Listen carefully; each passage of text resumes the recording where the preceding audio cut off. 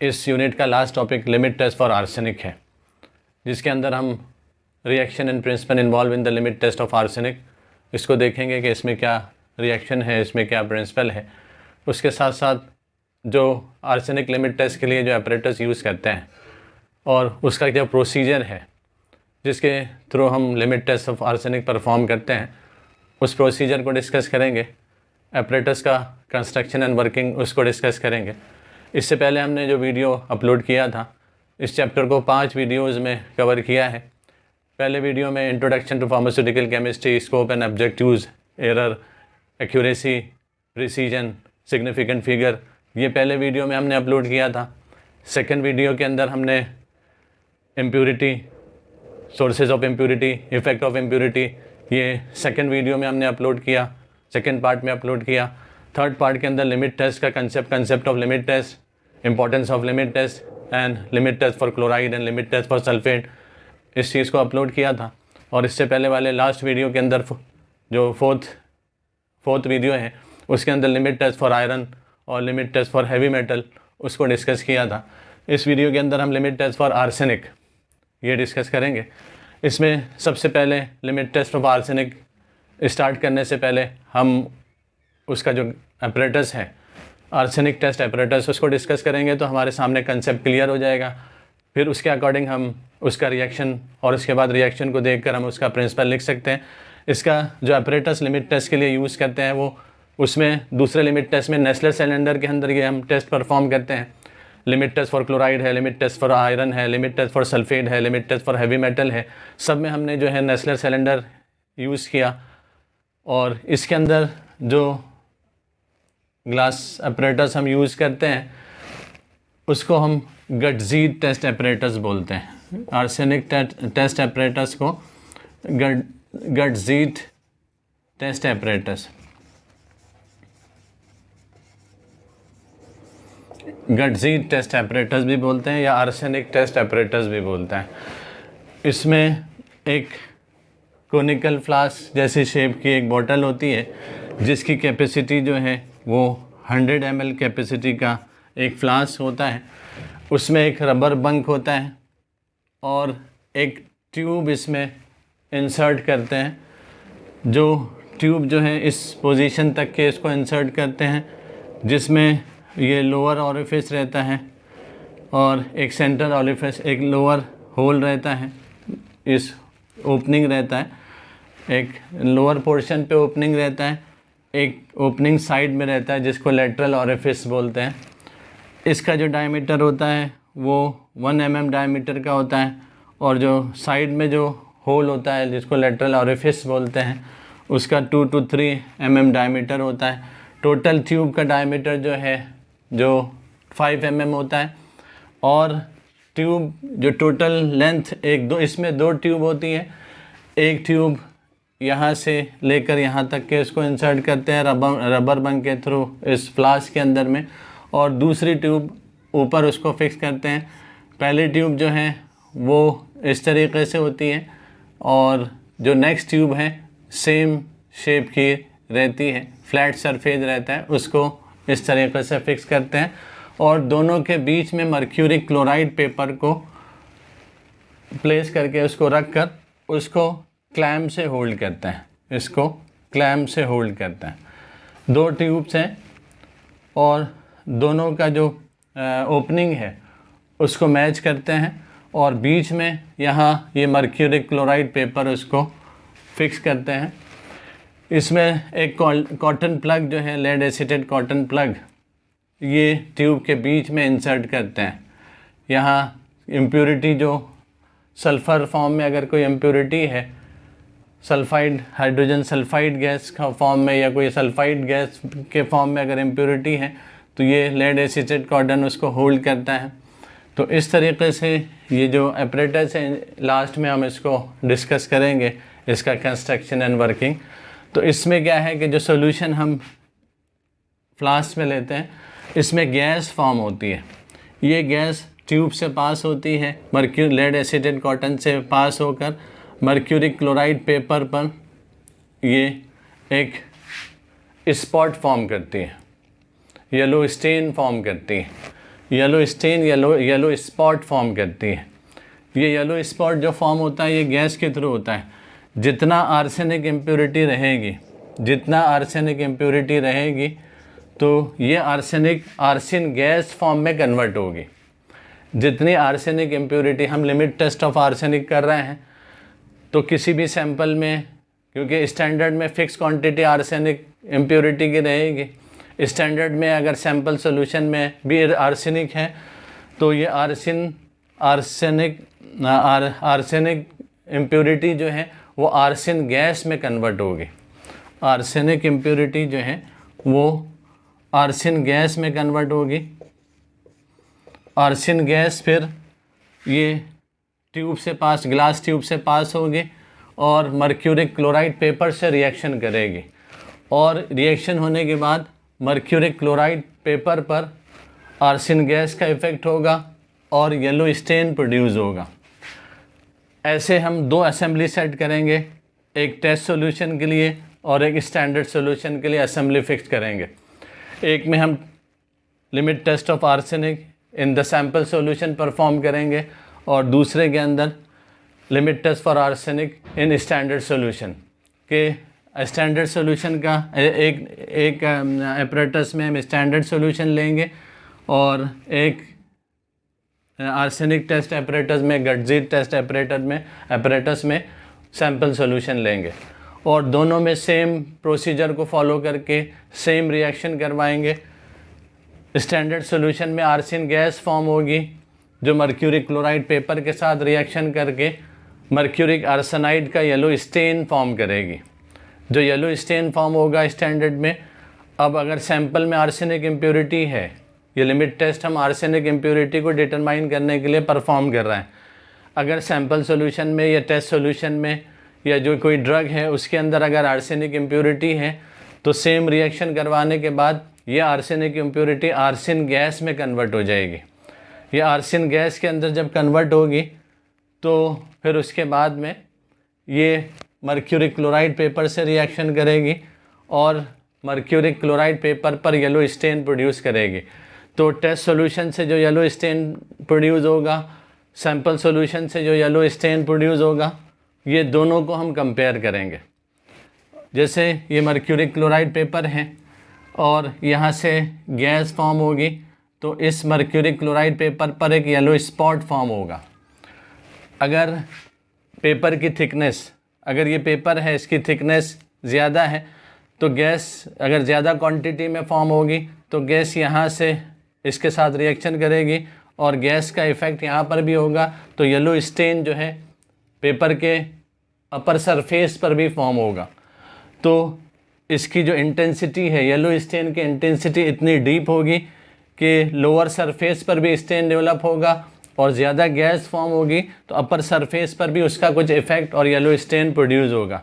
तो हम दोनों चीज़ें कंपेयर करेंगे टेस्ट सॉल्यूशन में और स्टैंडर्ड सॉल्यूशन में कि मर्क्यूरिक क्लोराइड पर येलो कलर की इंटेंसिटी उसकी वो कितना डीप है, उसकी डेप्थ कितनी है, depth and intensity of yellow stain produced by test solution as well as standard solution. We will compare the depth and, हम लोग कंपेयर करेंगे उसकी डेप्थ को और येलो कलर की इंटेंसिटी को।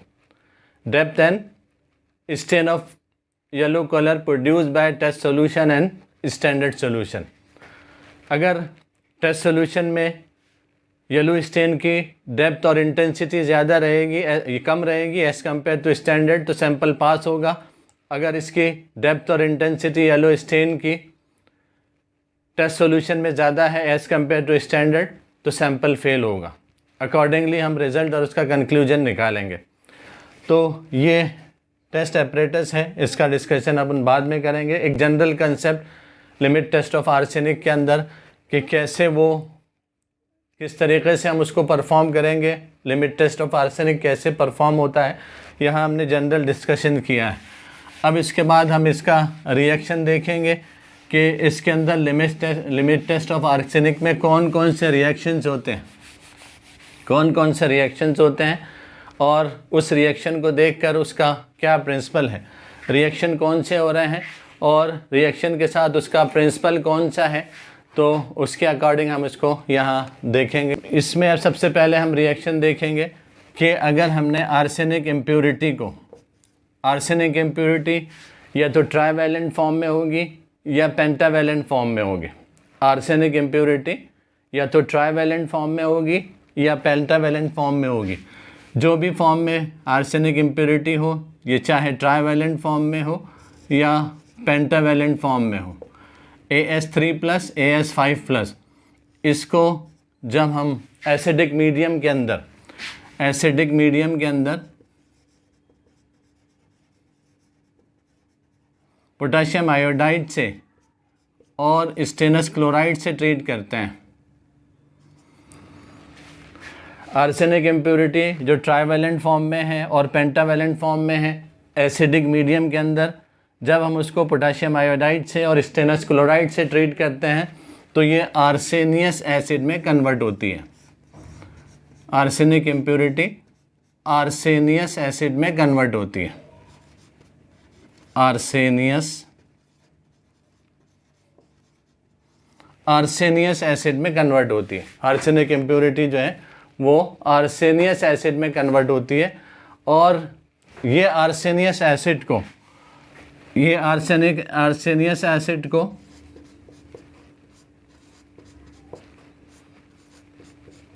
जब हम ये आर्सेनियस एसिड को जब नेसेंट हाइड्रोजन से ट्रीट करते हैं, नेसेंट हाइड्रोजन से ट्रीट करते हैं तो आर्सिन गैस फॉर्म होती है।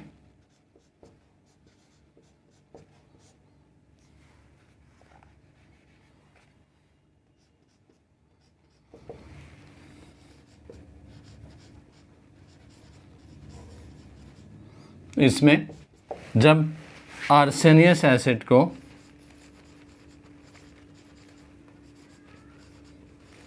नेसेंट हाइड्रोजन से ट्रीट करते हैं तो आर्सिन गैस फॉर्म होती है। आर्सिन गैस फॉर्म होती है। इस आर्सिन गैस को जब मर्क्यूरिक क्लोराइड पेपर से पास करते हैं, HgCl2, mercuric chloride paper, mercuric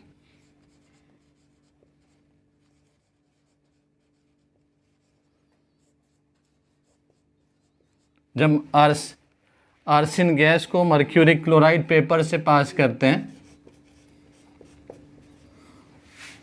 तो मर्क्यूरिक आर्सेनाइड का येलो स्टेन प्रोड्यूस होता है।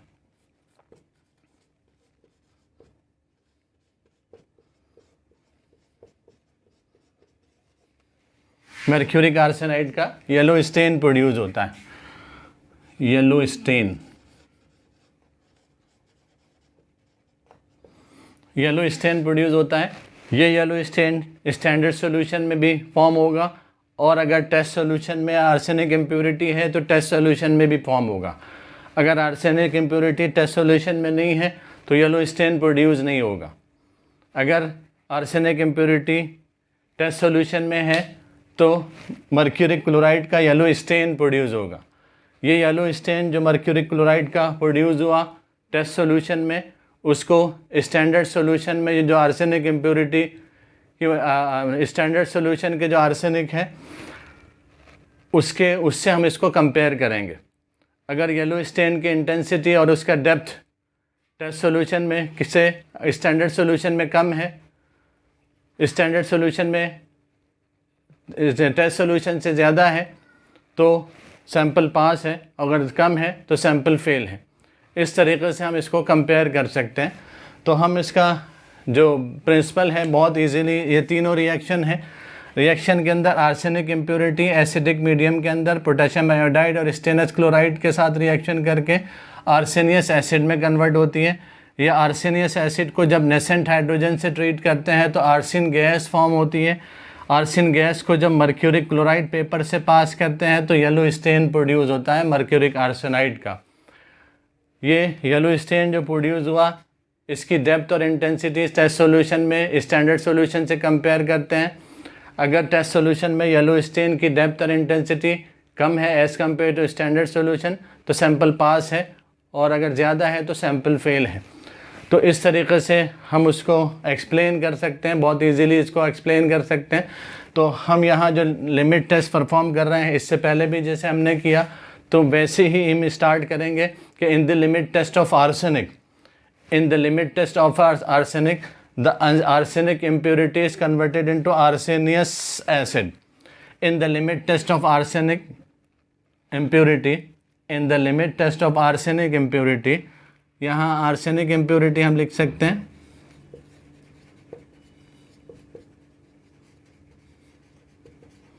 in the limit test of arsenic impurity, this arsenic impurity is converted into arsenious acid in acidic medium in presence of potassium iodide and stannous chloride.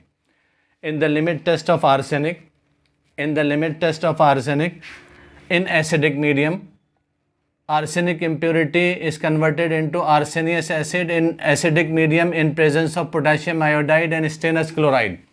In the limit test of arsenic, the arsenic impurity is converted into arsenious acid in the presence of potassium iodide and stannous chloride in acidic medium. In the limit test of arsenic, the arsenic impurity is converted into arsenious acid in presence of potassium iodide and stannous chloride in acidic medium. In acidic medium, this arsenious acid, when treated with nascent hydrogen, this arsenious acid, when treated with nascent hydrogen, this arsenious acid is then reduced into arsine gas. This arsenious acid is then reduced into arsine gas by nascent hydrogen. ये भी लिख सकते हैं कि this arsenious acid is then reduced into arsine gas by nascent hydrogen. कि ये arsenious acid nascent hydrogen के through arsine gas में reduce होती है. This arsine gas when passed over mercuric chloride paper, this arsine gas when passed over mercuric chloride paper, a yellow stain is produced. Yellow stain of mercuric arsenide is produced. Yellow stain of mercuric arsenide is produced. The intensity and depth of yellow stain of mercuric arsenide in the test solution is compared with standard solution. If the intensity and depth of yellow stain produced by test solution is less as compared to standard solution, then sample passes the limit test and vice versa. Sample passes the limit test and vice versa. एक और बार इसको explain कर सकते हैं कि in the limit test of arsenic, the arsenic impurity is converted into arsenious acid in presence of potassium iodide and stannous chloride in acidic medium. In the limit test of arsenic, the arsenic impurity is converted into arsenious acid in presence of potassium iodide and stannous chloride in acidic medium. This arsenious chloride, when treated with nascent hydrogen, it is converted into arsine gas. ये arsine gas में convert होती है. This arsine gas when passed over mercury chloride paper, this arsine gas when passed over mercury chloride paper, a yellow stain of mercuric arsenide is produced. The intensity and depth of yellow stain produced by test solution is compared with a standard solution. If the intensity of that intensity and depth of yellow stain produced by test solution is less as compared to a standard solution, then sample complying the limit test and vice versa. Sample complying the limit test and vice versa. तो इस तरीके से हम इसके reactions को और उसके principal को लिख सकते हैं. रिएक्शन को लिख सकते हैं और उसके प्रिंसिपल को लिख सकते हैं. कभी कभी इसको पूछता है write the step wise reaction, write the step wise reaction involve in the limit test of arsenic, कि जो स्टेप वाइज रिएक्शंस हो रहे हैं लिमिट टेस्ट ऑफ आर्सेनिक में उसको एक्सप्लेन करें. तो उसको एक्सप्लेन करने के लिए एक स्टेप अगर हमने एक एडिशनल ऐड कर दिया तो वो स्टेप वाइज रिएक्शन हो जाएगा. यहाँ दो चीज़ है कि आर्सेनिक इम्प्योरिटी पेंटावेलेंट फॉर्म में भी होती है, ट्राइवेलेंट फॉर्म में भी होती है. आर्सेनिक इम्प्योरिटी जो है पेंटावेलेंट फॉर्म में भी होती है और ट्राइवेलेंट फॉर्म में होती है. अगर आर्सेनिक इम्प्योरिटी पेंटावेलेंट फॉर्म में है, AS5+ फॉर्म में है, तो ये एसिडिक मीडियम के अंदर आर्सेनिक एसिड में कन्वर्ट होती है.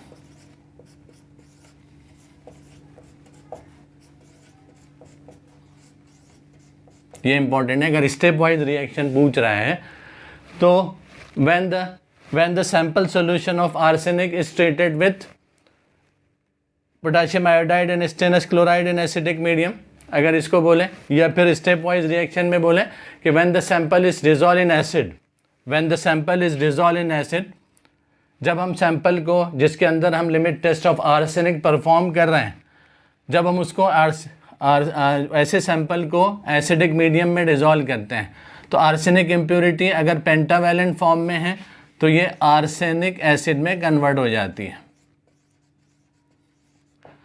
अगर आर्सेनिक इम्प्योरिटी पेंटावैलेंट फॉर्म में है तो एसिडिक मीडियम में ये आर्सेनिक एसिड में कन्वर्ट होती है, आर्सेनिक एसिड में कन्वर्ट होती है। उसके बाद जब इस आर्सेनिक एसिड को पोटेशियम आयोडाइड और स्टेनस क्लोराइड से ट्रीट करते हैं तो ये आर्सेनिक एसिड आर्सेनियस एसिड में रिड्यूस होता है। ये नेक्स्ट स्टेप जो है ये इम्पॉर्टेंट स्टेप है कि जब आर्सेनिक एसिड फॉर्म होता है तो ये आर्सेनिक एसिड को पोटेशियम आयोडाइड और स्टेनस क्लोराइड से रिड्यूस करते हैं तो आर्सेनिक एसिड आर्सेनियस एसिड में कन्वर्ट होता है, आर्सेनिक एसिड आर्सेनियस एसिड में कन्वर्ट होता है। तो यहाँ एक और एडिशनल रिएक्शन हम लिख सकते हैं, जब इसको हम आर्सेनिक एसिड को पोटेशियम आयोडाइड से और स्टेनस क्लोराइड से ट्रीट करते हैं तो ये आर्सेनियस एसिड में कन्वर्ट होता है। अब आगे के स्टेप सेम है, फिर से इसको एक बार स्टेप वाइज रिएक्शन में एक एडिशनल रिएक्शन हमको लिखना है कि when the sample is dissolve in acid, when the sample is dissolve in acid, the trivalent arsenic impurity is converted into arsenious acid and pentavalent arsenic impurity is converted into arsenic acid। ये चीज़ important है कि जब हम sample solution को dissolve करते हैं acid में तो ट्राइवैलेंट आर्सेनिक इम्प्योरिटी आर्सेनियस एसिड में कन्वर्ट होती है, pentavalent arsenic impurity arsenic acid में कन्वर्ट होती है, आर्सेनिक एसिड में कन्वर्ट होती है। उसके बाद फिर हम जब आर्सेनिक एसिड को ट्रीट करते हैं, जब when the acidic solution of arsenic acid is treated with potassium iodide and stannous chloride, this arsenic acid is converted into arsenious acid. ये आर्सेनियस एसिड में कन्वर्ट होता है, आर्सेनियस एसिड में कन्वर्ट होता है। इस आर्सेनियस एसिड को जब ट्रीट करते हैं नेसेंट हाइड्रोजन से तो आर्सिन गैस में कन्वर्ट होती है। ये आर्सिन गैस को मर्क्यूरी क्लोराइड से अगर मर्क्यूरी क्लोराइड पेपर से पास किया तो येलो स्टेन प्रोड्यूस होता है। तो इस तरीके से हम इसके पूरे स्टेप वाइज रिएक्शन भी लिख सकते हैं, चाहे वो स्टेप वाइज रिएक्शन पूछा या रिएक्शन एंड प्रिंसिपल पूछा involve in the limit test of arsenic. तो ये एडिशनल स्टेप हमको स्टेप वाइज रिएक्शन में लिखना पड़ेगा। आसानी से हम इसको एडिशनल स्टेज जो है उसको हम इसके अंदर लिमिट टेस्ट ऑफ आर्सेनिक के स्टेप वाइज रिएक्शन में लिख सकते हैं। अब इसके बाद हम इसको देखें, हमने जो डायग्राम एक्सप्लेन किया था उसके अंदर कुछ इम्पॉर्टेंट चीज़ें हैं। इसमें लेड एसीटेट कॉटन प्लग इसको यूज़ करते हैं। लेड एसीटेट कॉटन प्लग जो है इसको यूज़ करते हैं, तो हम इसके लिए रीज़न लिख सकते हैं why the lead acetate cotton plug is use in the limit test of arsenic impurity. कुछ मेटालिक इम्प्योरिटी रहती है कि जिसके अंदर जो जिंक यूज़ करते हैं इस लिमिट टेस्ट के अंदर, उसके अंदर कुछ मेटालिक इम्प्योरिटी सल्फाइड फॉर्म में होती है। कुछ मेटालिक इम्प्योरिटी जो है वो सल्फाइड फॉर्म में होती है। When it is treated with acid, hydrogen sulphide is evolve, hydrogen sulphide is release. Zinc के साथ में कुछ मेटल सल्फाइड इम्प्योरिटी भी रहती है। जब हम उसको एसिड से ट्रीट करते हैं तो हाइड्रोजन सल्फाइड गैस निकलती है, gas in the form of impurity, जो है इम्प्योरिटी के फॉर्म में निकलती है। And this hydrogen sulphide gas travelled along with the arsine gas. ये हाइड्रोजन सल्फाइड जो है वो आर्सिन गैस के साथ ट्रैवल करती है, और अगर हमने कॉटन प्लग यहाँ यूज़ नहीं किया तो ये डायरेक्टली मर्क्यूरी क्लोराइड पेपर के साथ रिएक्शन करके कलर की इंटेंसिटी और ज़्यादा डीप बना देती है, और ज़्यादा कलर जो है हाईली उसकी इंटेंसिटी ज़्यादा हो जाती है। कलर की इंटेंसिटी जो स्टेन प्रोड्यूस हुआ है उसकी डार्क स्टेन प्रोड्यूस होता है, जिसकी वजह से आर्सेनिक इम्प्योरिटी को आइडेंटिफाई करने में जो है इंटरफेयर करती है। यह हाइड्रोजन सल्फाइड गैस जो है आर्सेनिक इम्प्योरिटी की क्वांटिटी को आइडेंटिफाई करने में जो है इंटरफेयर करती है। तो हम इसको बोल सकते हैं कि जिंक में contain the traces of sulphide, zinc में contain the traces of sulphide when it is treated with hydrogen sulphide. Zinc के अंदर कुछ हाइड्रोजन सल्फाइड के ट्रेसेस होते हैं। जब हम उसको एसिड से ट्रीट करते हैं तो हाइड्रोजन सल्फाइड गैस इवॉल्व होती है। और जो gas, this hydrogen sulphide gas then travel along with arsine gas, ये आर्सिन गैस के साथ ट्रैवल करती है and it will react with mercury chloride paper to produce the dark stain, interfering with the formation of mercuric arsenide stain, जिसकी वजह से interfere करता है मर्क्यूरिक आर्सेनाइड स्टेन को प्रोड्यूस करने में। So the lead acetate cotton plug are use to trap the hydrogen sulphide. This lead acetate cotton plug is use to trap the hydrogen sulphide gas. ये lead acetate cotton plug use करते हैं hydrogen sulphide gas को trap करने के लिए और उसको रोकने के लिए। जब हाइड्रोजन सल्फाइड गैस यहाँ रुक जाएगी तो इसका इफेक्ट जो है मर्क्यूरी क्लोराइड पेपर पर नहीं होगा, उसका इफेक्ट जो है मर्क्यूरी क्लोराइड पेपर पे नहीं होगा, जिसकी वजह से जो इंटेंसिटी डेवलप होगी वो आर्सिन गैस की वजह से ही इंटेंसिटी डेवलप होगी। अब इसके बाद हम यहाँ पर इसका रिएक्शन इसका प्रोसीजर देखेंगे कि इसका क्या प्रोसीजर है। कि इसमें प्रोसीजर के अंदर हमने देखा था कि हम एक टेस्ट सॉल्यूशन बनाएंगे और एक स्टैंडर्ड सॉल्यूशन बनाएंगे।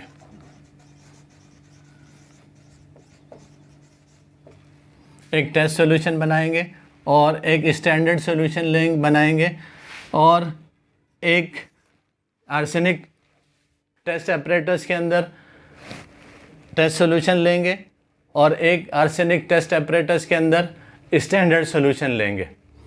तो टेस्ट सॉल्यूशन में जैसे सेंटेंस हमने दूसरे लिमिट टेस्ट में लिखा था कि dissolve the specified quantity of the sample as given in monograph और prepare a solution of test solution as directed in the individual monograph. जैसा आर्सेनिक टेस्ट एपरेटस के लिए जो सॉल्यूशन प्रिपेयर करना है वैसे प्रिपेयर करेंगे और उसको एक आर्सेनिक टेस्ट एपरेटस में ट्रांसफ़र करेंगे। और स्टैंडर्ड सॉल्यूशन के अंदर take 1 ml of arsenic standard solution, take 1 ml of arsenic standard solution, जिसमें आर्सेनिक का concentration 10 ppm of arsenic.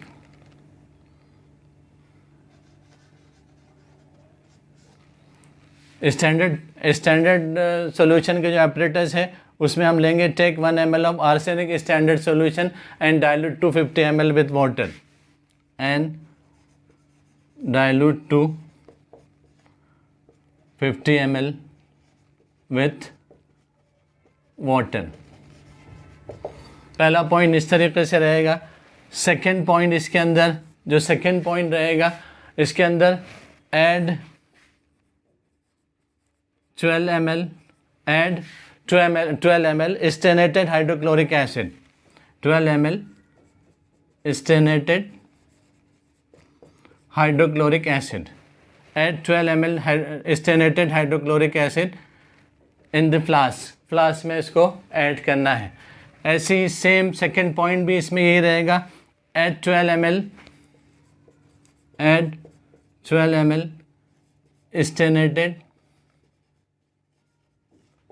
Hydrochloric acid in the flask, hydrochloric acid in the flask. और third point इसके अंदर जो रहेगा वो ऐड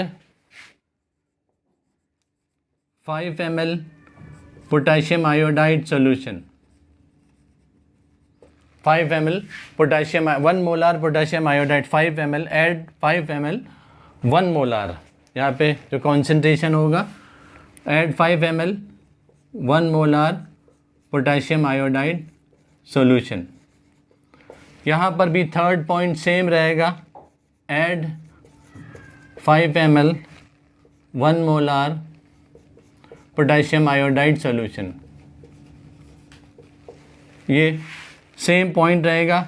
और फोर्थ पॉइंट जो रहेगा at 10 gram zinc, add 10 gram zinc. Fourth point यहाँ पर भी एड 10 ग्राम जिंक, जिसको जो आर्सेनिक से फ्री जिंक होगा उसको हम यूज़ करेंगे और इमिडिएटली असेंबली को एडजस्ट करेंगे और उसको वाटर बाथ पर लेकर टेम्परेचर को मेंटेन करेंगे, जिसकी वजह से थोड़ी देर के बाद गैस इन्वॉल्व होगी। इसको 40 मिनट्स तक के इसको मेंटेन करना है। आफ्टर 40 मिनट्स द स्टेन में डेवलप, जिसकी वजह से स्टेन डेवलप होगी। ये स्टेन जो डेवलप होगी, अगर टेस्ट सोल्यूशन में आर्सेनिक इम्प्योरिटी है तो येलो स्टेन टेस्ट सोल्यूशन में भी प्रोड्यूस होगी और स्टैंडर्ड सोल्यूशन में भी येलो स्टेन प्रोड्यूस होगी। जो टेस्ट सोल्यूशन में येलो स्टेन प्रोड्यूस हुआ उसकी डेप्थ और इंटेंसिटी को स्टैंडर्ड सोल्यूशन में जो येलो स्टेन प्रोड्यूस हुआ उससे कंपेयर करना है। अगर येलो स्टेन जो प्रोड्यूस हुई टेस्ट सोल्यूशन में उसकी डेप्थ और इसकी इंटेंसिटी स्टैंडर्ड सोल्यूशन से कम है तो सैंपल पास है, और अगर ज़्यादा है तो सैंपल फेल है। तो इस तरीके से इसका प्रोसीजर हम ईज़िली परफॉर्म कर सकते हैं। और अगर इसका जो एपरेटस है, एपरेटस के बारे में हम अगर पूछें कि इसका कंस्ट्रक्शन कैसा है, तो हम बोल सकते हैं it consist of white bottle of about 100 ml। It consist of white bottle of about 100 ml, जिसकी कैपेसिटी 100 ml है। अक्सर प्रैक्टिकल रिकॉर्ड में उसकी कैपेसिटी 120 ml भी दिया है। एक बॉटल है जिसको फ्लास्क की शेप का बॉटल है, उसकी कैपेसिटी जो है 100 ml है। कभी कभी प्रैक्टिकल रिकॉर्ड में जो Maharashtra state board of technical education के जो रिकॉर्ड्स हैं उसमें उसकी कैपेसिटी 120 ml दी हुई है। आईपी में इसको 100 ml कैपेसिटी का बॉटल वो किया है। Then rubber bung and fitted, rubber bung इस बॉटल में फिट करते हैं, through which a glass tube is pass, through which the glass tube is pass of the length 200 mm। 200 mm की एक ग्लास ट्यूब ये बंग के थ्रू बॉटल में pass करते हैं। And the lower end of the tube is constructed to about 1 mm in diameter. इसका जो lower and है ये इस तरीके से कंस्ट्रक्शन किया जाता है कि उसका डायमीटर जो है 1 mm होता है and lateral orifice is about 2 to 3 mm, और एक छोटा सा होल साइड में होता है जिसको लेटरल ऑरिफिस बोलते हैं। उसका जो डायमीटर होता है वो 2 से 3 mm का डायमीटर होता है इसमें इसको। एंड द सेकेंड ग्लास, और उसका जो अपर सरफेस होता है, upper surface, the upper end of the tube as इस पे, या upper end of the tube is इसमें परफेक्टली फ्लैट सरफेस। उसमें जो अपर सरफेस होता है ट्यूब का वो ऐसा फ्लैट सरफेस होता है, इस तरीके से फ्लैट सरफेस होता है, फ्लैट सरफेस होता है। And at the right angle to the tube, जो ट्यूब के राइट एंगल होता है। And the second glass tube of the same internal diameter. अब उसके बाद सेकेंड ट्यूब जो सेम इंटरनल डायमीटर का और सेम शेप का होता है is fix and hold through the holder के थ्रू उसको होल्ड करते हैं, होल्डर के थ्रू उसको होल्ड करते हैं। तो इस तरीके से, और इसके बीच में एक लेड एसिटिल कॉटन प्लग को इंसर्ट करते हैं जो हाइड्रोजन सल्फाइड इम्प्योरिटी वाली hydrogen sulphide gas as a impurity form होती है उसको ट्रैप करने के लिए उसको यूज़ करते हैं। तो इस तरीके से इसका कंस्ट्रक्शन हम एक्सप्लेन कर सकते हैं। ये सारे नोट्स भी इसमें नीचे डिस्क्रिप्शन में दिए हैं, वहाँ से जाकर इसको देख सकते हैं।